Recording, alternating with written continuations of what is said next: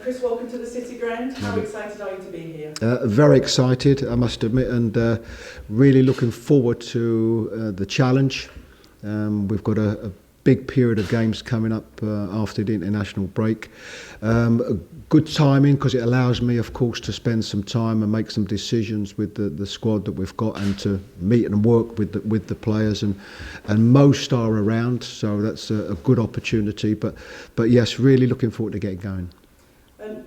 Very well thought of in the game. I'm sure you've had perhaps other job offers elsewhere. Why did you decide Forest was the one that was the right time and the right place for you? I think all you can do is you can make that decision at the time when that offer comes, and certainly when the possibility of managing this wonderful football club came, I didn't have to think twice about it. You know, there's been a lot said about the history of this club, and of course I go back far enough to know the history. But I also have been in the game a long time and have been along that road of, you know, progression for the club at whatever era, as a player having played here, and as a manager, you know, having managed here. So I'm not somebody that just knows this wonderful football club from those, you know, early accomplishments and of course the trophies. I know this club right the way along this road so far. You talk about the trophies, you talk about the successes. They seem like a dim and distant past for a lot of people that are involved with this club. How big a challenge do you see this job as, Chris, given the amount of people that have been through that door and have tried to succeed in getting this club back into the Premier League? It's a challenge, and that's why I'm here. And I don't think there is a job around at this particular moment at any club, whatever the pressures are and expectations, you know, that's not a challenge. So I think that comes with the territory. What I have taken over is a club that's, apart from a period towards the end of last season, had a good season, a good position in the league, and obviously high hopes and expectations. So that's where the club were last season. So what we can't be is a million miles away from that at the moment. And, you know, for whatever reason, and I've been in the game long enough to know that it can happen, you know, it hasn't started so well this season. So it's for me to instill perhaps some of that confidence back into the team, to determine, you know, the way of playing, the best team, the squad that we have, the squad that we will finish up with at the end of the window, and to do ultimately which is the job that I think this club wants, and is of course to reach the Premier League. That's the aim of everybody that walks through that door, that sits in that chair, and clearly the aim of the owner and the fans. How difficult is that going to be, and why do you think so many people have tried and failed to do that here? It's the question that everybody involved with the club asks, the fans particularly. Well, I almost hate to use the word failed, but I suppose they haven't achieved it. And the reason is because it's a tough task. You know, there are only so many clubs over a period of time that are going to get promotion, and that can range from, you know, bad fortune to the money that's spent on the team, the quality of the player. So there can be, you know, so many different reasons, and, you know, of course what I'm not able to do is explain, you know, why it hasn't happened in the past. But it has to be the ambition of this football club. And I think not just because of the history, but I think because of the status of this club, the meaning that it has to everybody. And you know, I've had so many good messages, and so many of them start by saying, you know, what a wonderful football club. And so I think that's the standing that this club has in the game. And if that's the case, then of course, you know, we need to be in the Premier League. The weight of expectation, it comes with that history. How conscious are you of that, and how much are you going to embrace that? It comes with the history, and it comes with the territory. You know, if I would rather go to a club, or come to a club, and to come to this club with that type of ambition than perhaps to go to a club that are, that are happy to be a consistent championship team. So I think that comes with the territory. I think you have to embrace it. It has to motivate you, and I think with the players as well. I think when you've got a group of players that have played at this level, we've got players now, of course, that have played at Premier League level, and their ambitions will be to get back there. And there won't be one player in that change room whose ambition is not to get to the Premier League. And the only way that will happen will be by some good fortune. It's the way of the world and the way of the game. But of course, hard work from the players, dedication from the players, and of course players showing their qualities. Does it feel like a risk accepting this job, given the turnover in managers that have been at the club? Are you taking a risk professionally because you are so well thought of in the game? No, it doesn't. And when any opportunity arrives for anybody, then there's always a thought process that goes through that, and you are aware of any obstacles or any reasons why perhaps you shouldn't. So the simple fact that I'm here, it means it's the risk elements is not something that I thought of. I tend to think of the positives. I was asked to come to this football club, and that in itself is a privilege, that somebody or some people have felt good enough about myself that I'm capable of doing a good enough job at this club to employ me. So I always tend to look at it that way. It's a privilege to be here. I'll work as hard as I can to get the results that this football club need, and again, really looking forward to this challenge. How important is time going to be, Chris? You've inherited a lot of new players. It's quite a big squad. How important is it that you're going to be given time to make this work for you and to get this team playing the way you like your teams to play, to achieve that? Yeah, well, I think in our game these days it's managing the time. So having been appointed manager, I'm delighted that we have an international break, but then we have some 7 games in 22 days. So these are the things that you have to adjust to. You have to be able to cope with. I'd like to think that my experience will be a help there as opposed to a hindrance. So I think we would all like. We would have all liked, I suppose, in the game, we would have liked a longer pre-season and a different type of summer. But it came round very quickly, and everybody has to adapt to it and has to adapt to perhaps a new way, the new way that the game is at the moment, with some of the problems, of course, that we have with COVID. So we have to adapt the best way that we can. But very, very much looking forward to it. 13 new players signed in this transfer window.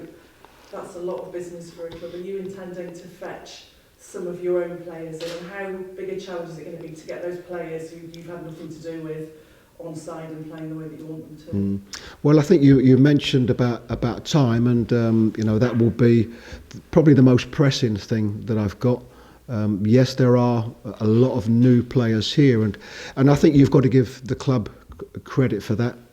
I think there would be numerous managers sitting in a position like myself, perhaps complaining that they don't have enough players, or we need more players.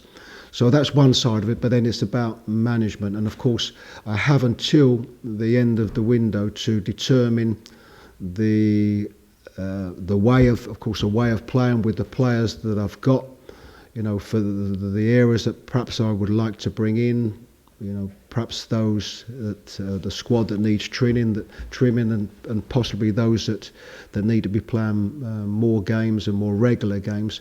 So a lot of decisions to be made in a period of time. The good part is, of course, is that come the end of the window, that you can solely concentrate on the group that you've got, and that's always the best feeling. The best feeling when, let's say, you've got the group, you know that's your working group, and I think for the group of players, I think it settles them down a little bit, and particularly with a new manager. Have you had a commitment from the board, even though they bought those 13, if you want some players, there's going to be money and finances available for you? What I've been told is that come the end of the window, then they want myself as happy as I can be with the squad of players that I've got. You know, come the end of the window. And again, I think certainly there can be no criticism about bringing players in, because say over a period of time, the club have showed great willingness to support the club with the amount of players that have come in. You've been out of the dugout for a while. How excited are you to be getting back out there and making this team your own? Well, it's going to be a little bit different, I suppose. The last time I was in the dugout, there were the supporters allowed into the stadium, so that is something that I've over this couple of days of having to get used to rules and regulations, but I've missed it. And I've made good use of the time out, but I think when you are a football person and have been involved in the game a long time, the best place is being on the training pitch around the players, and of course competing in games and trying to orchestrate as many wins as you can. So yes, really excited and looking forward to it. Managers hate this question, but I'm going to ask it anyway. Any targets that you've been set or the board have set for you? No, I think only the most important thing is that we get the very best out of the squad that we've got. I don't mind any pressure labelled at me of where the club are at this particular moment, but I am very conscious this is a group of players. This is a club that came very close last season to making the playoffs.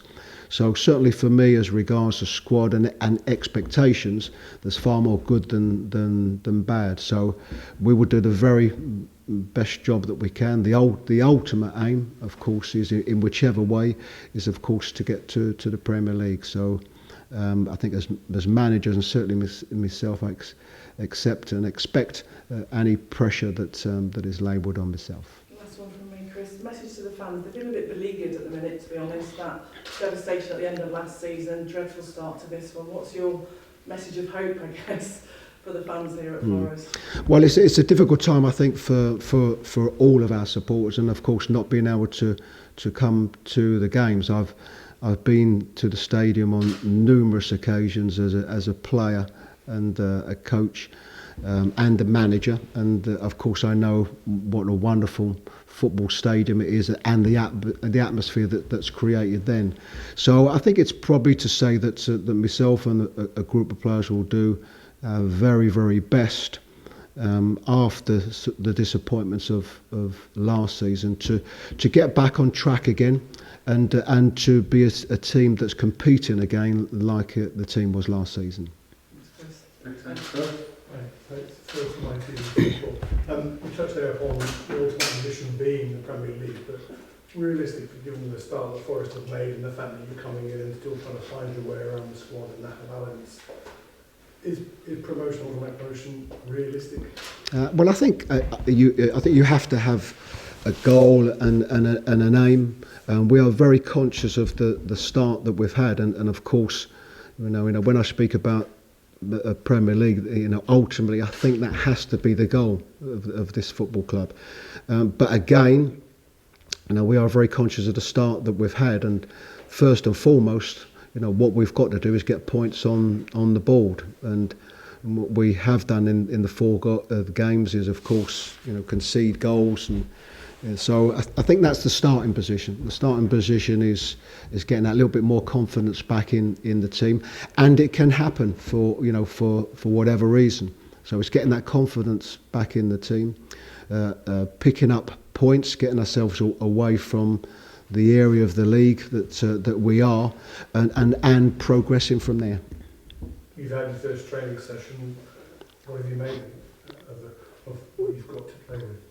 I think as most managers, the first training sessions are are always good training sessions, and if they wasn't, you'd certainly have to question the players. You know, I've been there as a manager and as a player when a new manager comes in, and of course you expect to get that spring from the players. But you know, I'll reiterate again, this is a group of players that did well last season, so it's a good squad.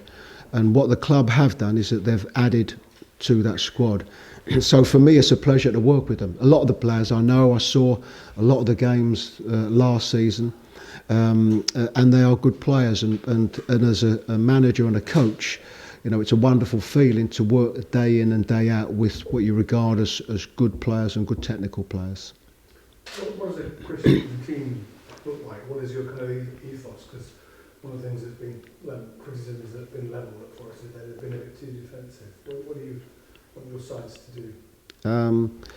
Win games. Not lose, No, win games, and I think as certainly as a manager and a coach these days, you've got to be flexible in the way that you play and the formations that you play, and work around the squad that you've got. You know, I think I've been fortunate at this moment, looking at the squad that we've got. There are a lot of numbers which I've got to determine in which areas that perhaps I maybe need to bring in, and perhaps in which areas that you know, I can afford to let players go out in whichever way. But I think, as every manager will say, you always want to play attractive football, and attractive football can be through different guises.